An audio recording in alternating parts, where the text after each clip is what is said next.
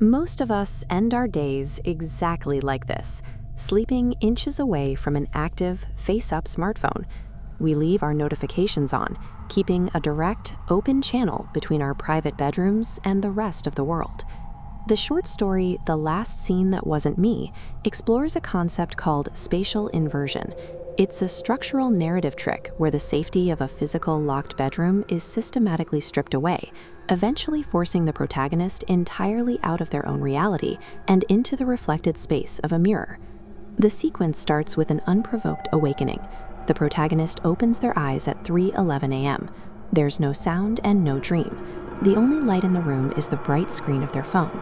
When they pick it up, WhatsApp is already open to a chat with their own number, displaying their own profile picture. Faced with an impossible digital anomaly, messages sent from their own number at 3:07 a.m. reading, "Are you awake?" the protagonist applies standard physical world logic. They check their phone settings to confirm the account hasn't been spoofed, then carefully turn on their flashlight to sweep the dark corners of the room for a physical intruder. They find the room empty, yet the sense of exposure remains. This is where the story's logic takes hold. The protagonist is standing in a secure, locked environment, yet they are being stalked by an entity that doesn't need to use the door to get inside. To escalate the tension without relying on a physical confrontation, the narrative uses interface terror. It takes the entirely normal, everyday mechanics of a messaging app and turns them into a psychological trap. This schematic breaks down the dread. Texting "kaunhe," they instantly get a scene receipt, confirming their message was intercepted by an active intelligence.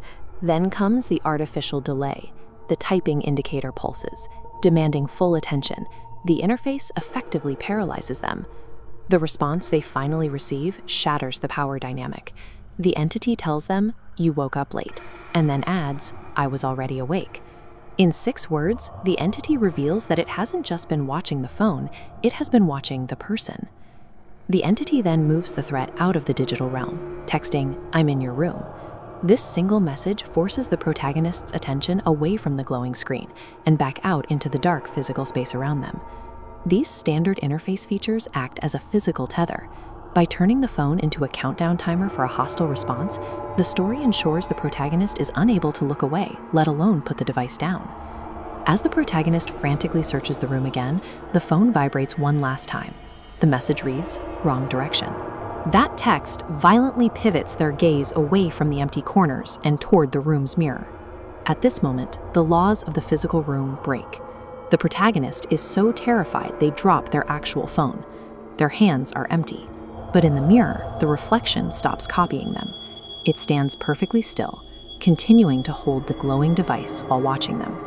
The entity communicates its motivation, speaking directly inside the protagonist's head. It doesn't want to kill them. It simply tilts its head and says it wants to stay, calmly explaining, "I already live your life better." A total physiological paralysis sets in. The protagonist's knees weaken and their body freezes completely. They are immobilized just as the entity's phone lights up with a single final command: switch. With that one word, the boundary between the user and their reflection evaporates. The entity used the screen to lure them in and the mirror to close the trap, leaving the protagonist with no way to defend their own identity. After a moment of total darkness, the perspective shifts. We are now experiencing the room from behind the glass of the mirror. The protagonist is standing on the inside, holding the phone, looking out into their own bedroom. The environment is now one of sensory deprivation. The protagonist cannot make a sound. They cannot move. All they can do is stand in the glass and watch as the entity, wearing their face, sleeps sent from the protagonist's own number to a new contact at 3:07 a.m. "Are you awake?" This cycle functions as a supernatural chain letter. The protagonist is now a single link in a contagion that replicates by trapping a host and immediately using their identity to hunt the next person in their contacts list. It leaves us with a chilling implication about the devices by our beds. Our perceived control over our digital lives is a thin facade, and the story forces us to wonder who is actually watching whom every time we stare into the black mirror of a screen.